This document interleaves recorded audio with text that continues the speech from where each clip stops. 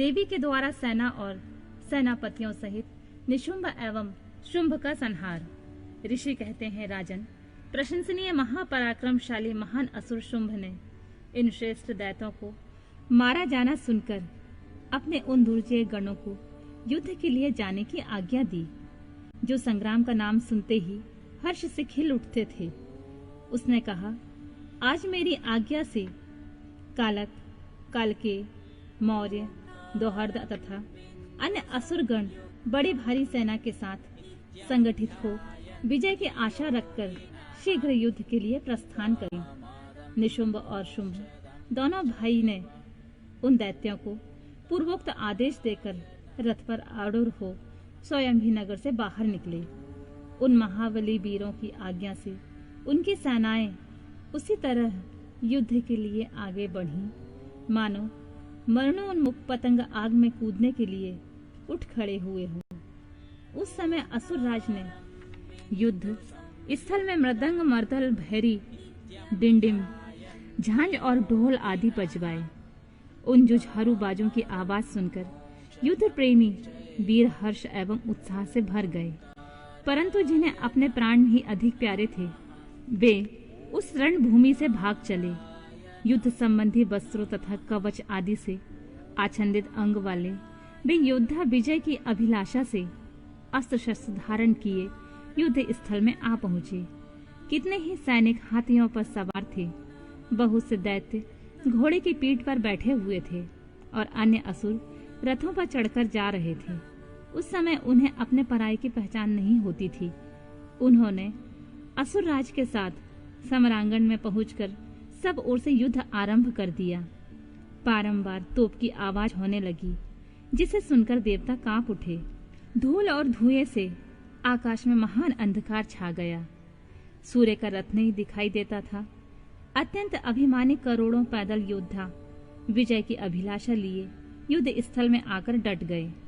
घुड़सवार, हाथी सवार तथा अन्य रथारूढ़ असुर भी बड़ी प्रसन्नता के साथ करोड़ों की संख्या में वहां आए थे। उस महासमर में काले पर्वतों के समान विशाल मदमस्त गजराज जोर जोर से चिंगाड़ कर रहे थे। छोटे छोटे शल शिखरों के समान ऊंट भी अपने गले से गलगल ध्वनि का विस्तार करने लगे। अच्छी भूमि में उत्पन्न हुए घोड़े गले में विशाल कंठहार धारण किए हुए जोर जोर से हिंहना रहे थे। वे अनेक प्रकार की चालें जानते थे और हाथियों के मस्तक पर पैर रखते आकाश मार्ग से पक्षियों की भांति उड़ जाते थे। शत्रु की ऐसी सेना को आक्रमण करती देख जगदम्बा ने अपने धनुष पर प्रत्यंजा चढ़ाई। साथ ही शत्रुओं को हतोत्साह करने वाले घंटों को भी बचाया। यह देख सिंह भी अपनी गर्दन और मस्तक के केशों को कपाता हुआ जोर जोर से गर्जना करने लगा। उस समय हिमालय पर्वत पर खड़ी हुई रमणीय आभूषणों से अस्त्रों से सुशोभित शिवा देवी की ओर देखकर निशुंभ विलासिनी रमणियों के मनोभाव को समझने की निपुण पुरुष की भांति सरस वाणी में बोला, महेश्वरी, तुम जैसी सुंदरियों के रमणीय शरीर पर मालती के फूल का एक दल भी डाल दिया जाए तो वह व्यथा उत्पन्न कर देता है। ऐसे मनोहर शरीर से तुम विकराल युद्ध का विस्तार कैसे कर रही हो? यह बात सुनकर महान असुर चुप हो गया। तब चंडी देवी ने कहा, मूढ़ असुर, व्यर्थ की बातें क्यों बकता है? युद्ध कर, अन्यथा पाताल को चला जा। यह सुनकर वह महारथी वीर अत्यंत रुष्ट हो समर भूमि में बाणों की अद्भुत वृष्टि करने लगा, मानो बादल जल की धारा बरसा रहे हों। उस समय उस रण क्षेत्र में वर्षा ऋतु का आगमन सा हुआ जान पड़ता था। मत से उद्यत हुआ वह असुर तीखे बाण, शूल, फरसे, भिंदीपाल, परिध, धनुष, भुषुंडी, प्रास, शूरप्र तथा बड़ी बड़ी तलवारों से युद्ध करने लगा। काले पर्वतों के समान बड़े बड़े गजराज कुंभ स्थल विदीर्ण हो जाने के कारण समरांगण में चक्कर काटने लगे।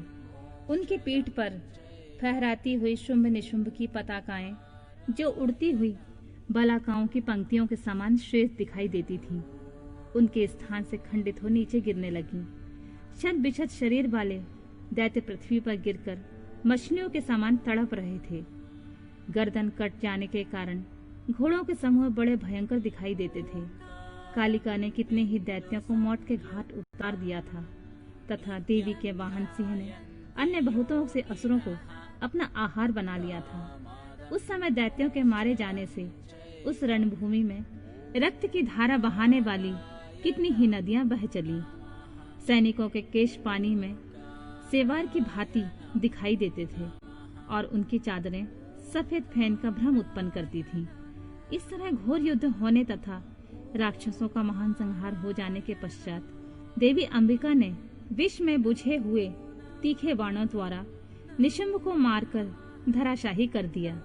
अपने असीम शक्तिशाली छोटे भाई के मारे जाने पर शुंभ रोष से भर गया और रथ पर बैठकर 8 भुजाओं से युक्त हो महेश्वर प्रिया अंबिका के पास गया। उसने जोर जोर से शंख बजाया और शत्रुओं का दमन करने वाले धनुष की दुसह टंकार ध्वनि की तथा देवी का सिंह भी अपने आयालों को हिलाता हुआ दहाड़ने लगा। इन 3 प्रकार की ध्वनियों से आकाशमंडल गूंज उठा। तदनंतर जगदम्बा ने अट्टहास किया जिससे समस्त असुर संत्रस्त हो उठे। जब देवी ने शुंभ से कहा कि तुम युद्ध में स्थिरता पूर्वक खड़े रहो, तब देवता बोल उठे, जय हो जगदम्बा की। इस समय दैत्यराज शुंभ ने बड़ी भारी शक्ति छोड़ी जिसकी शिखा से आग की ज्वाला निकल रही थी, परंतु देवी ने एक उल्का के द्वारा उसे मार गिराया। शुंभ के चलाए हुए बाणों के देवी ने और देवी के चलाए हुए बाणों के शुंभ ने सहस्रों टुकड़े कर दिए। तत्पश्चात चंडिका ने त्रिशूल उठाकर उस महान असुर पर आघात किया।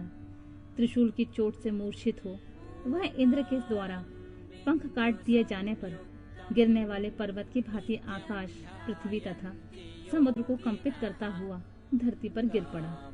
तदनंतर शूल के आघात से होने वाली व्यथा को सहकर उस महाबली असुर ने 10,000 बाहें धारण कर ली और देवताओं का भी नाश करने में समर्थ चक्रों द्वारा सिंह सहित महेश्वरी शिवा पर आघात करना आरंभ किया।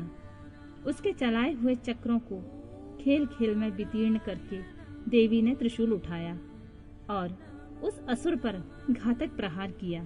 शिवा के लोक पावन पाणी पंकज से मृत्यु को प्राप्त होकर वे दोनों असुर परम पद के भागी हुए। उस महापराक्रमी निशुंभ और भयानक बलशाली शुंभ के मारे जाने पर समस्त दैत्य पाताल में घुस गए। अन्य बहुत से असुरों को काले और सिंह आदि ने खा लिया तथा शेष दैत्य भय से व्याकुल हो 10 दिशाओं में भाग खड़े हुए। नदियों का जल स्वच्छ हो गया, वे ठीक मार्ग से बहने लगी। मंद मंद वायु बहने लगी जिसका स्पर्श सुखद प्रतीत होता था। आकाश निर्मल हो गया। देवताओं और ब्रह्मर्षियों ने फिर यज्ञ यज्ञादि आरंभ कर दिए। इंद्र आदि सभी देवता सुखी हो गए। प्रभु, दैत्यराज के वध प्रसंग से युक्त इस परम पवित्र उमा चरित्र का जो श्रद्धा पूर्वक बारंबार श्रवण या पाठ करता है, वह इस लोक में देव दुर्लभ भोगों का उपभोग करके परलोक में महामाया के प्रसाद से उमा धाम को जाता है। राजन, इस प्रकार शुंभासुर का संहार करने वाली देवी सरस्वती के चरित्र का वर्णन किया गया है, जो साक्षात उमा के अंश से प्रकट हुई थी।